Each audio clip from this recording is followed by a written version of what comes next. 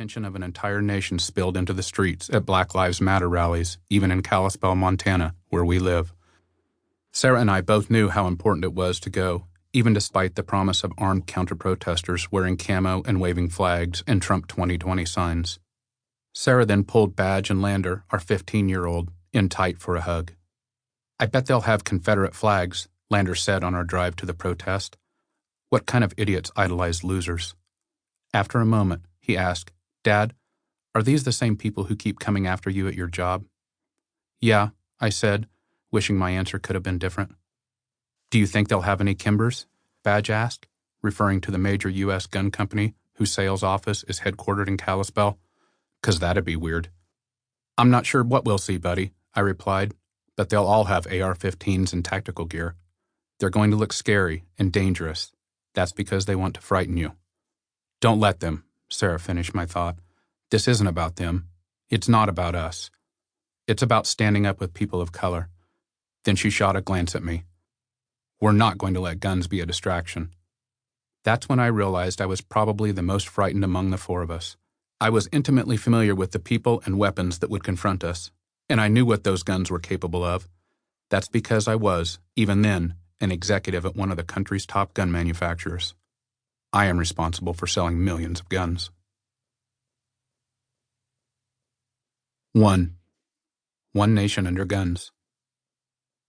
My industry has played a leading role in fomenting the division of our nation, one aspect of which boiled over and into the streets of cities across America after the cruel murder of George Floyd in May 2020. In rural cities like ours, these protests were met with angry, white men who were encouraged and incited to exert the power of their privilege with intimidation and firepower. In my job as Kimber's vice president of sales, I often reminded other gun executives that the worsening cultural divide had become a game of Russian roulette. I had watched as incidences of school shootings increased along with the national obsession over offensive weapons of war. As I became increasingly alarmed, I made the fateful decision to try to use my leadership position in the industry to convince those in power that someday soon a chambered bullet would tear America in half. Those warnings all seem strangely distant now, as if I had been observing the war in a planning room on impersonal maps with plastic soldiers to represent real people. Now the war was here, and my family was on the ground alongside me.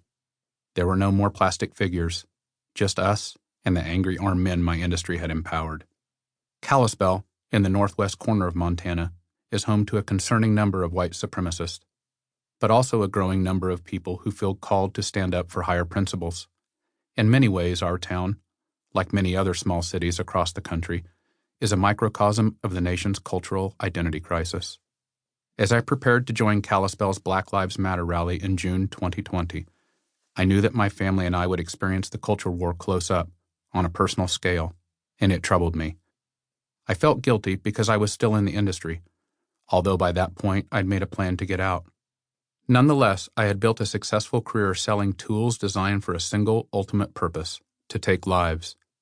But I believed that the guns I sold were different. They were used for self-defense and for hunting and target shooting, which were indelible parts of my childhood. I spent a career focusing on those other purposes.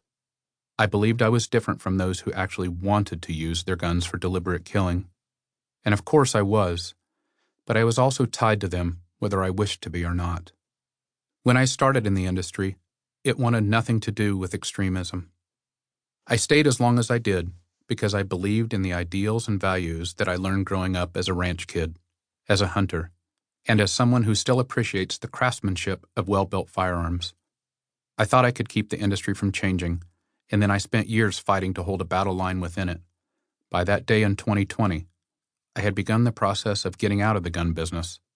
But as I thought about the company I helped build, the countless guns we sold, and the question my son had just asked me, I kept telling myself, I hope none of them are using a Kimber. I had worked hard during my career to help build a company that sold guns I would be proud to own. To me and many others, the lines between different types of firearms were clear. I was frustrated when cable news shows glossed over the differences between guns and the differences between gun owners because I knew it just played into the National Rifle Association, NRA, plan. The powerful organization was just starting to reel.